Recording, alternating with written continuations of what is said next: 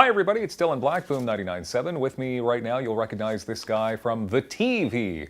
His name is Bernard Robichaud. And how are you? Great, man. Yeah? Okay. It's good to have you here because you're in town for an event. I am, that's going to be taking place it's tomorrow night event, at Yuck actually. Yucks. Yeah, I think well, it's a lot of people. It's a lot of people's events, but we'll talk about that in seconds. First of all, welcome to Boom. Welcome back to Ottawa. Yeah, thanks for having me here, man. When's the last time you were in Ottawa? Wow. It's 2 or 3 years ago, I guess. 2 or 3 years ago?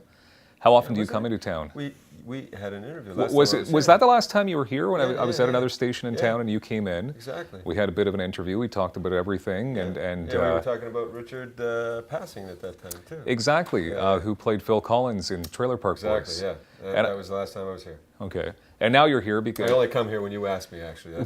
Really? Is that it? That's exactly what it is. Man. Well, I'm glad you came. Yeah. Can we talk about your travel issues today? Because it took you a while to get in here. So you live in Moncton. Yep. And you should have been here a few hours ago. Easily, yeah. But you had a bit of a challenging day today. Yeah, well, you know, there was a time I had reconstructive surgery on my arm here from camping trip. No lie. Yeah. And yesterday was actually the first day I could actually lay down on my bed, like sleep flat, and I slept flat right through the alarm this morning, so I missed my flight. Is that what happened? Yeah, but graciously though, Air Canada found me another flight, and it only cost $400. So that was thank you, Air Canada. That was. So nice of you, yeah. Well, we better sell some tickets then, because I feel bad about that. No, you shouldn't feel bad about that, man. I needed the sleep, obviously. Yeah? Yeah. Okay. That's all good. Also, on a serious note, so are you okay to tell a bit of a story, something that's happened to you this week? It's been a tough week for you. Yeah, sure, man. Yeah. What do you want to know? Your health. Oh, my health, yeah. Well, I mean, you know, it's. I look healthy, and that's when you look healthy, you should feel healthy. I'm not that healthy. No, I was just diagnosed with prostate cancer this week, so. Wow. So that was a bit of a, woo, hey, wow, that's crazy.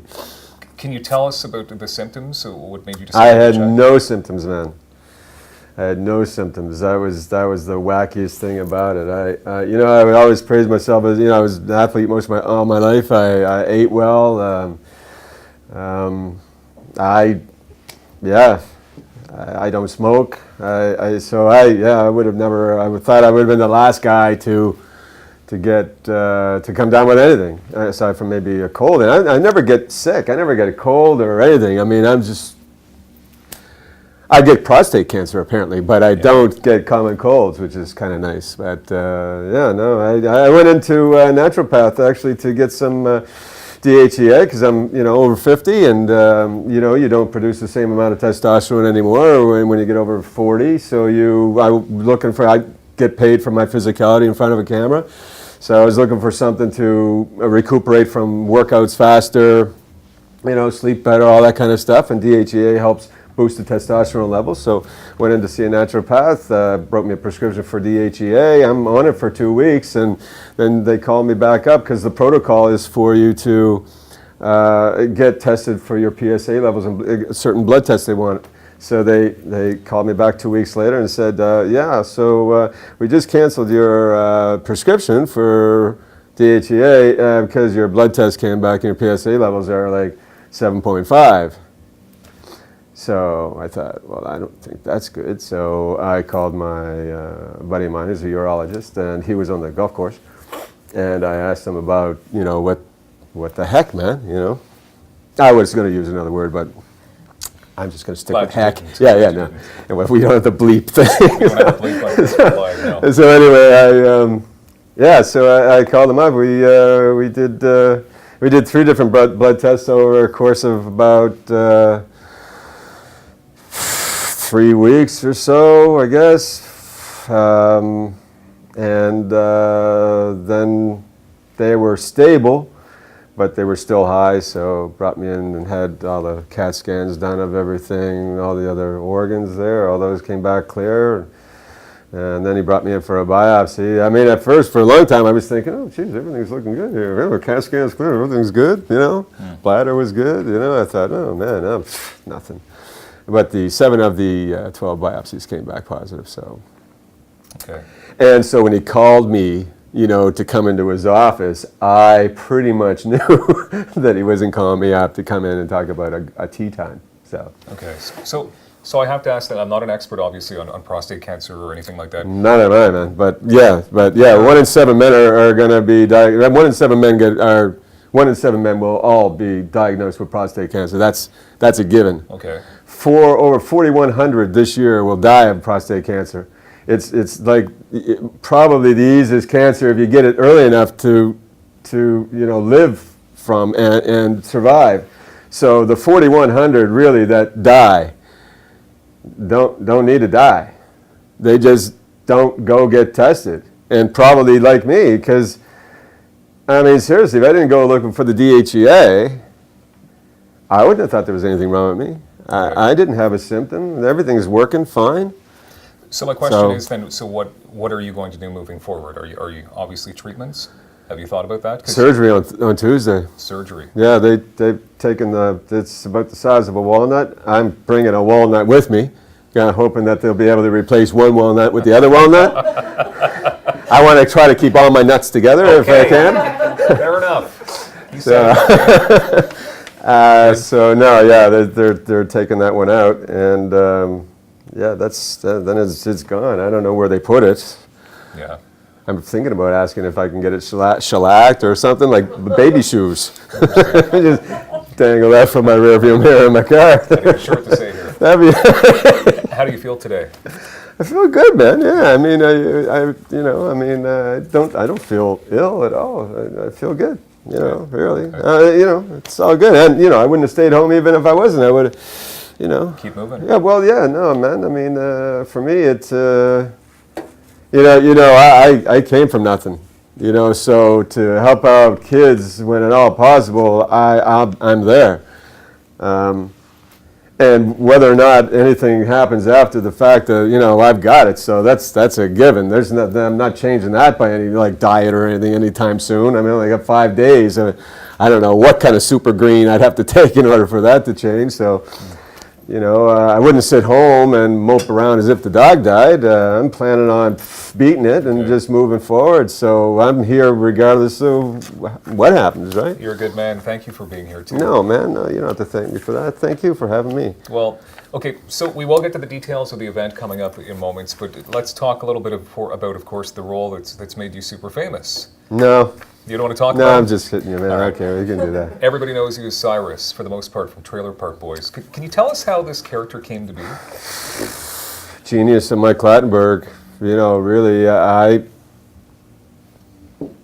didn't even know anything about it till, Barry Dunn called me up and said, hey, Mike wants to see you tomorrow morning for an audition for a show, no guarantees.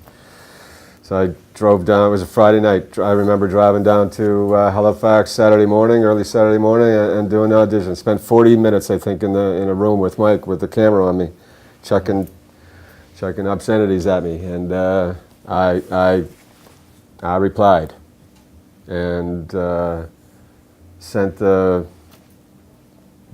file off to Alliance Atlantis at the time, who was doing that.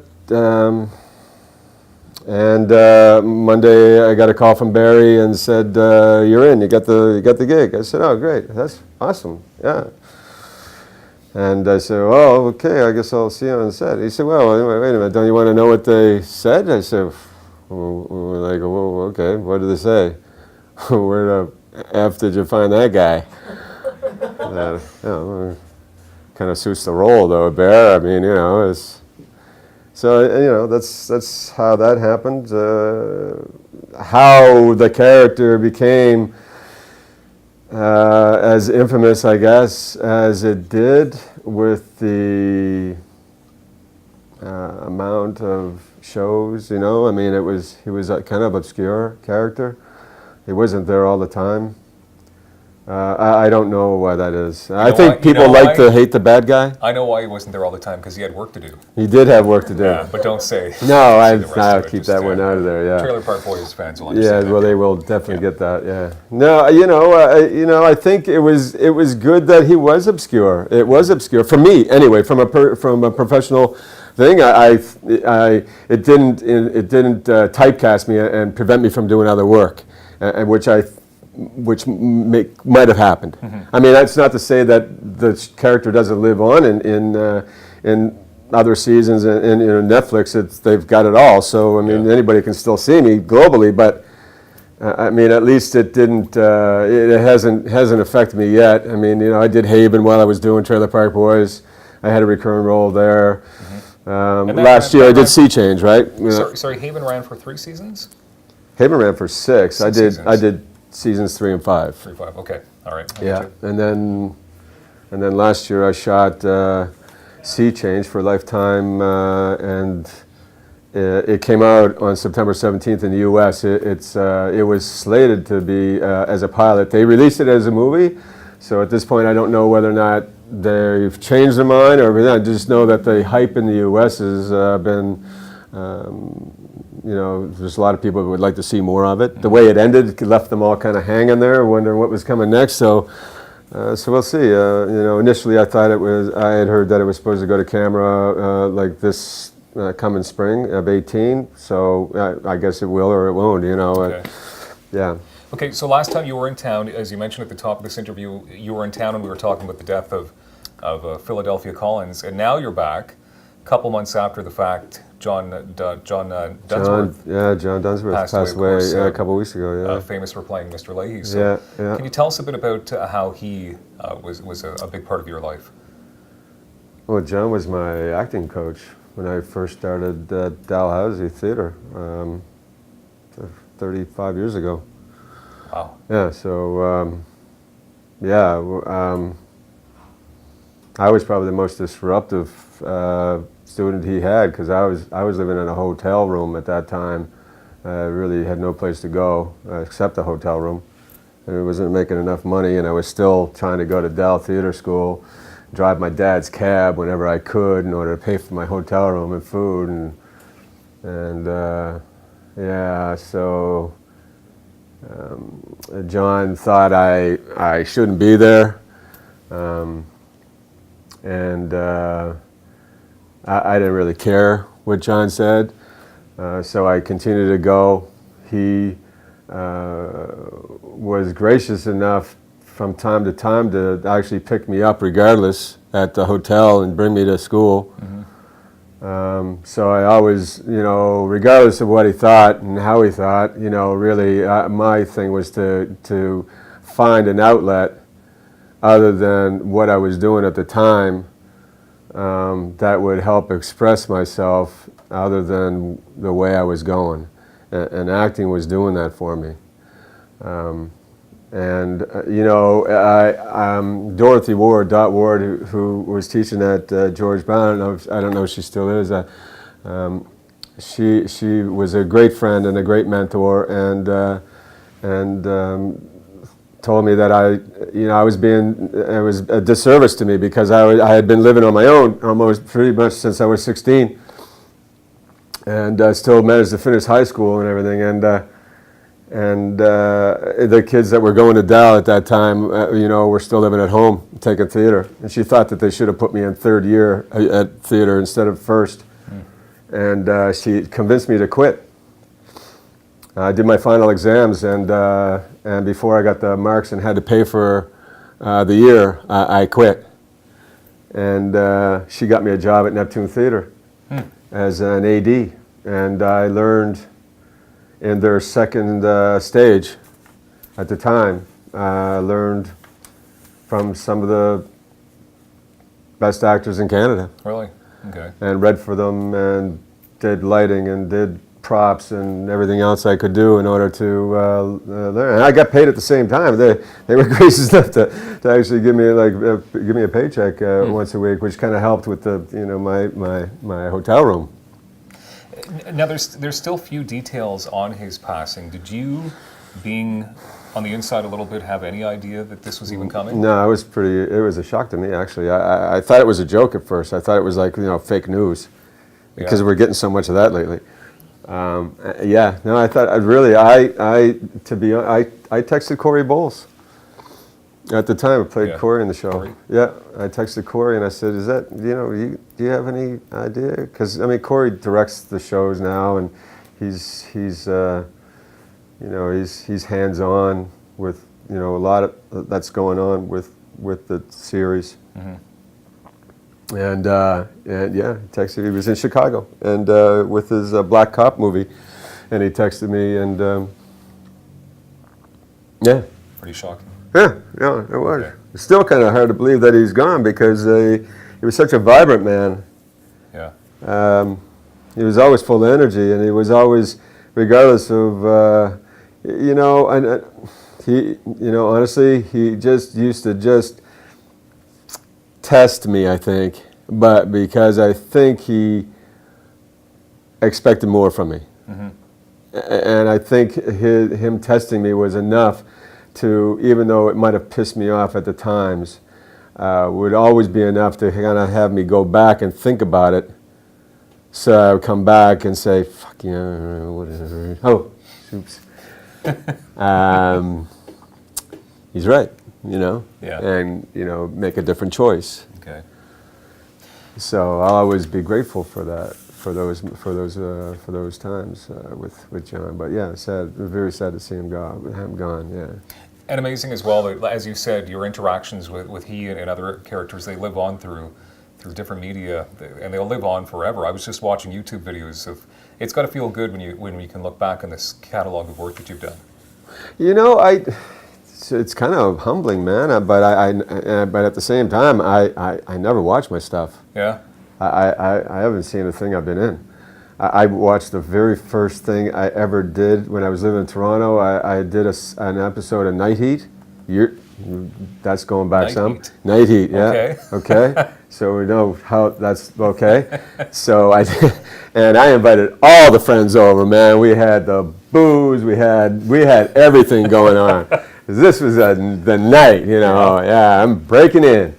Yeah, and then my scenes came on. The first scene, I didn't even stay around for those. The rest of them, I went to I went into another room. I went into the kitchen after that one, and the first one, and I thought, oh my God, what have I done? And you've never watched yourself since? No, man. Okay, no. well you should. I found it was, you get hired, right? Yeah. And you get hired for a reason, I think.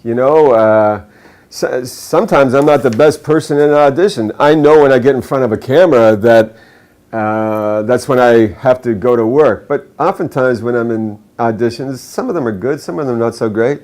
The people that know me will hire me regardless, I think, you know what I mean? Mm-hmm. But I think I have to get past that. I've always just kind of thought, well, they hired me for a reason.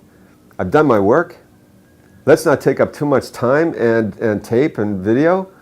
And let's move on. And when they say moving on to the next scene, that's it. I'm moving on to the next scene, and I don't really think about it anymore. Okay, well, so tomorrow night you are in town, obviously, for a fundraiser that we're throwing. It's my birthday extravaganza, which I do every year. Yeah. To raise money for the Max Keeping Fund at CHIO and Tyson's Mission to $1 Million, which is Make-A-Wish. Yep. So you are performing at Yuck Yucks on Elgin. Now, people may not know you as a comedian. So no. What will you be doing on stage? Are you telling stories? Do you have an act? I toured for 6 years as Cyrus.